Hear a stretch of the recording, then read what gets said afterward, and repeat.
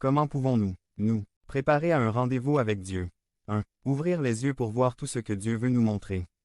2. Ouvrez la bouche pour confesser nos péchés, nos conflits et notre culpabilité. 3. Ouvrez nos oreilles pour entendre tout ce que Dieu veut nous dire. 4. Ouvrez nos cœurs pour recevoir la puissance de Dieu qui nous libère et nous transforme. 5. Ouvrez nos mains pour faire tout ce que Dieu nous ordonne de faire. Devenez membre de la chaîne et soyez un instrument de la parole de Dieu. Ne manquez pas cette opportunité d'avoir un impact sur des vies. Cliquez maintenant sur le lien dans la description et aidez-nous à diffuser la parole de Dieu. Quand Jésus vient nous rendre visite par Mario Fernando Morana. Résumé. Que se passerait-il aujourd'hui si Jésus apparaissait visiblement parmi nous? Point. Que trouverait-il? Matthieu 21, 12 à 17. Quand Jésus vient nous visiter. 360. Le temple de Jérusalem est un type de l'Église. L'activité n'était pas la même, mais c'était un lieu de rencontre pour les gens qui croyaient en Dieu. L'arrivée de Jésus a révélé la réalité des personnes qui fréquentaient le temple. La présence de Dieu met toujours en lumière ce qui est là. Jusqu'à son arrivée, tout était normal, mais après son arrivée, tout a été révélé. La présence du Christ montrait clairement 4 groupes de personnes dans le temple. Point 1. Quand Jésus nous visite, il trouve ceux intéressés. Vers 12 et 13. Ceux qui ont vendu et ceux qui ont acheté. Les changeurs qui faisaient leurs affaires. Ceux qui vendaient des colombes pour les sacrifices. Ces gens utilisaient le temple non pas pour connaître Dieu, mais pour s'enrichir. Pour faire du commerce. Y a-t-il des gens comme ça aujourd'hui? Peut-être que nous ne les voyons pas vendre ou acheter, mais nous pouvons voir l'activité de cet esprit diabolique. Jésus a dit qu'ils avaient transformé le temple en repère de voleurs. Qu'est-ce que le temple? Agence d'emploi, club d'amis, agence de mariage. Il est possible que dans l'Église vous ayez un contact qui puisse vous trouver un emploi. Il est possible que dans l'Église vous sachiez avec qui vous allez épouser. Il est possible et souhaitable que vous vous fassiez de bons amis à l'Église. Mais le temple doit être une maison de prière. Le temple est le lieu où nous venons adorer Dieu, le connaître davantage et bénir les autres. Le temple est un lieu où les gens se transforment. Et c'est la première priorité. 2. Quand Jésus nous visite, il trouve ceux dans le besoin. Vers 15. Il y avait des aveugles, des boiteux et des malades qui attendaient la miséricorde de Dieu. Jésus avait quelque chose pour eux. Ils ne sont pas venus pour faire du commerce, mais pour le chercher et Jésus les a guéris. Dieu veut te bénir, il veut te guérir. 3. Quand Jésus nous visite, il rencontre ceux qui y sont habitués. Vers 15. 361. Habitués au culte, habitués à la religion. Des gens qui ont perdu leur passion, des gens qui ont cessé d'être surpris. Venir au temple pour eux est un simple devoir, c'est une tradition. Connaissait-il Dieu? Était-il ouvert à quelque chose de nouveau? Était-il guidé par Dieu? Était-il spirituel? Si nous devenons des personnes religieuses au lieu d'être des personnes spirituelles, nous remplirons, simplement, nos devoirs. Dieu cherche des gens qui l'aiment, qui ont besoin de lui, qui aspirent à sa présence. Dieu cherche des gens qui l'aiment. 4. Quand Jésus nous visite, il rencontre les insatisfaits. Vers 15. Il y avait là des garçons qui criaient. Ils avaient reconnu Jésus. Ces jeunes ne pouvaient contenir leur enthousiasme à l'idée de reconnaître le Messie. Ils avaient outrepassé les règles. Ils étaient sortis du protocole. Parce qu'ils étaient insatisfaits et cherchaient. Ils avaient trouvé la vie. Et ne pouvaient pas se taire.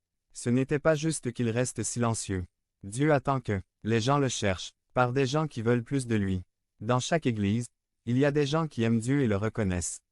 Des gens qui reconnaissent, quand Dieu agit. Dieu cherche ces gens insatisfaits.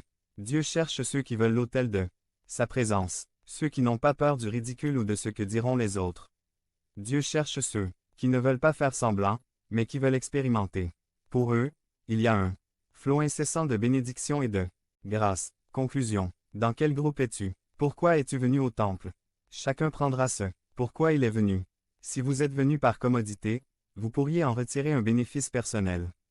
Si vous êtes venu chercher un petit ami, vous le trouverez peut-être. Mais vous n'obtiendrez pas grande chose. De plus, si vous êtes venu pour la religion, vous vous contenterez de très peu.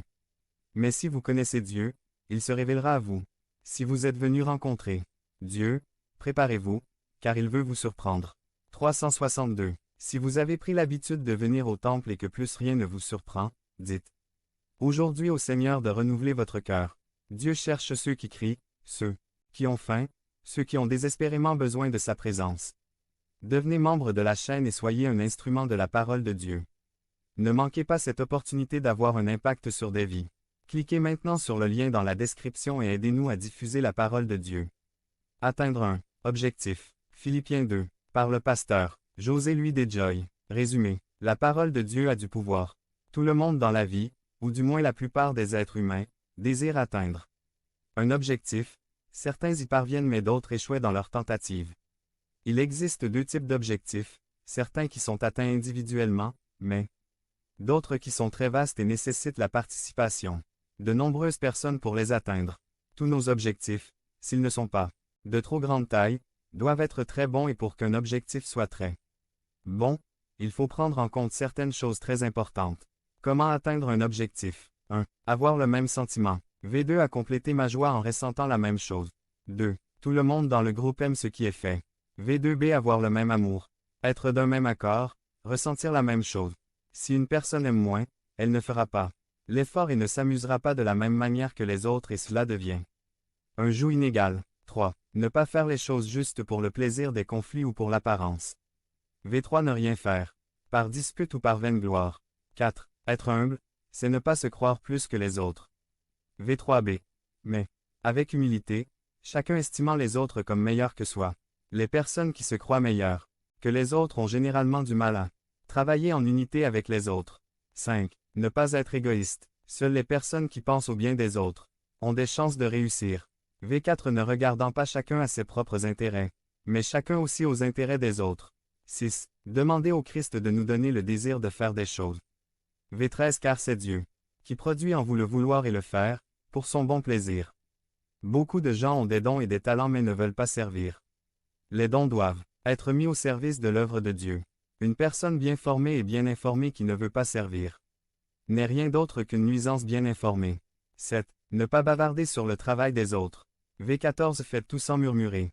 Ration et conflit, une équipe réussira lorsque, au lieu de chaque membre étant un bavard, ils deviendront un complément. 363. 8. Faire une différence pour les autres. V15 afin que vous soyez irréprochables et innocents, des enfants de Dieu irréprochables au milieu d'une génération mauvaise et perverse, parmi laquelle vous brillez comme des lumières dans le monde. Le monde empire chaque jour, nous agissons de manière égoïste, sans amour ou sans humilité mais cela n'est pas une excuse pour qu'un chrétien agisse de la même manière. 9. S'accrocher à la parole de Dieu. V16 retenant fermement la parole de vie, afin qu'au jour du Christ je puisse me glorifier de n'avoir pas couru en vain ni travaillé en vain. Seul Jésus-Christ, par sa parole, peut nous maintenir dans une vie de justice. 10. Ne pas rechercher uniquement un bénéfice personnel. V20 à 21 car je n'ai personne du même avis, et qui s'intéresse si sincèrement à vous.